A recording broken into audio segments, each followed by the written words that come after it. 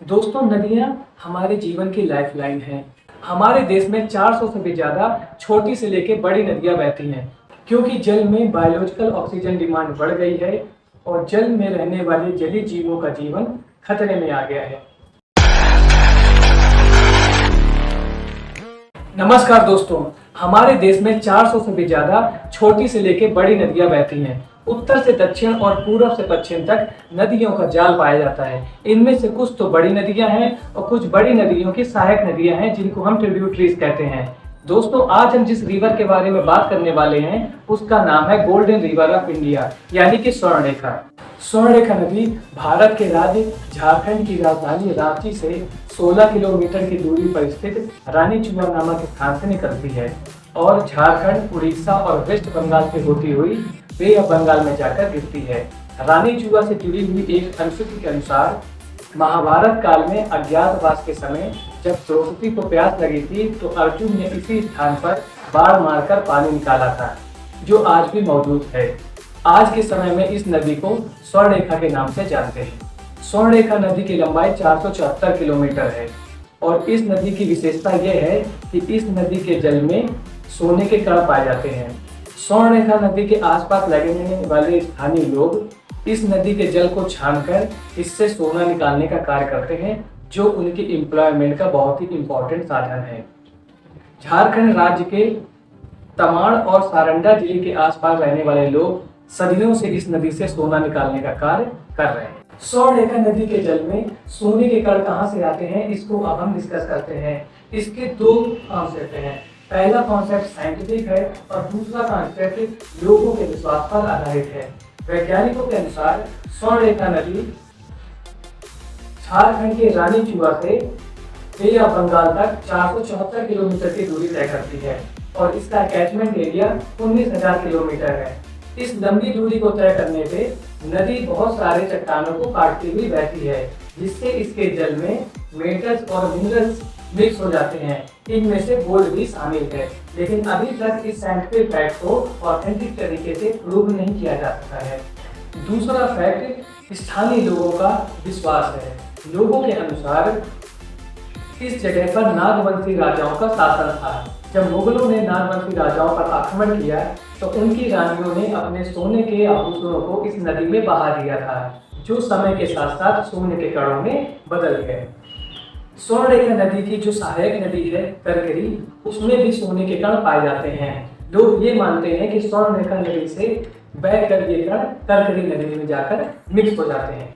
Commercial activities का स्वर्णरेखा नदी के इकोसिस्टम पर क्या प्रभाव पड़ रहा है, उसको अब हम डिस्कस करते हैं। स्वर्णरेखा नदी की लंबाई 474 किलोमीटर है और इसका कैचमेंट एरिया 19,000 किलोमीटर में फैला हुआ है, जो कि झारखंड, उड़ीसा और वेस्ट बंगाल से होकर गुजरता है। ये राज्य आयरन, कॉपर और कोल की माइनिंग और मेटल प्रोसेसिंग के लिए वर्ल्ड फेमस है।